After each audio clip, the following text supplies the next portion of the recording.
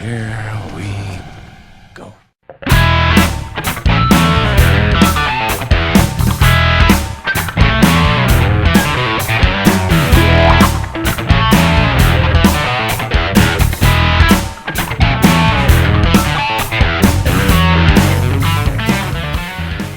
The Light Between Oceans is directed by Derek Cianfrance, and it stars Michael Fassbender and Alicia Vikander, and it tells the story of a lighthouse keeper and his wife who are living off the coast of Western Australia.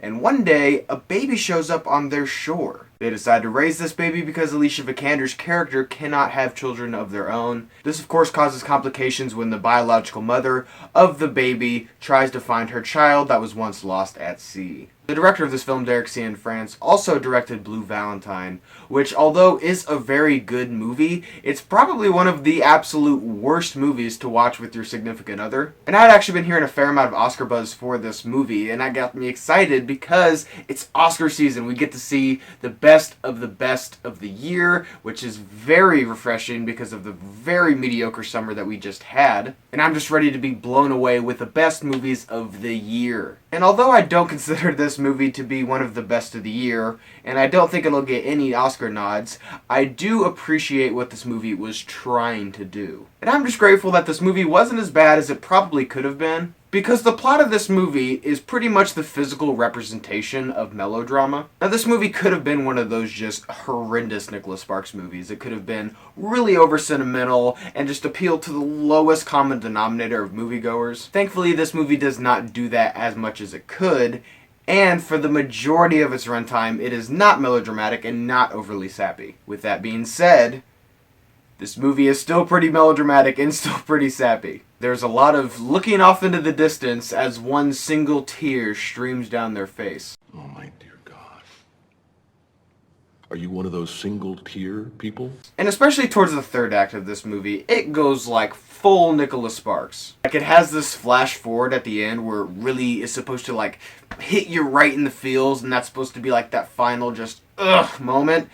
And it's not. And you know in romance movies when there's that cliche that at the end of the movie during the climax, the character is like leaving on like an airplane or something like that, and the other character finally learns that they love them and that it's all worth it, so they like run to the airport and then they look out at the plane as it's like flying away, but then they're like, oh man, but then they turn around and like the girl's right there or whatever. Yeah, this movie pretty much does that, like, exactly. Now, thankfully, the entirety of this movie is not melodramatic. It's not overly sappy the whole time. It just comes up a lot. Now, this movie is not all negatives, though. Everyone across the board gives a great performance. Alicia Vikander and Michael Fassbender have great chemistry, which is partly because they're dating in real life. Did you know that?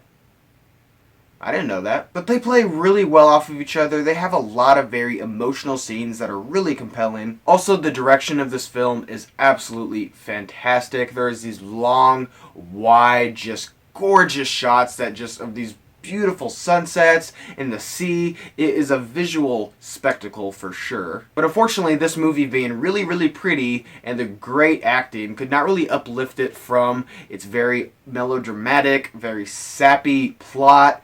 And it really doesn't rise from that melodramatic and sappy plot. It's very two-dimensional, and it just was very disappointing because this was supposed to be one of those big Oscar movies of the year. If you like romance movies and you're a sucker for those Nicholas Sparks movies and those really cheesy movies, I would definitely check this out because you'll probably be crying your eyes out. But for me, it just didn't do it for me. I like my romances to be a little more serious and take their characters as real people, and to show romance as it really is, which is not this movie at all. Thank you for watching today, guys. I hope you liked today's video, and if you did, click on the link down below and subscribe to my channel to see more movie reviews and movie-related things. And guys, thank you so much for watching, and see you next time.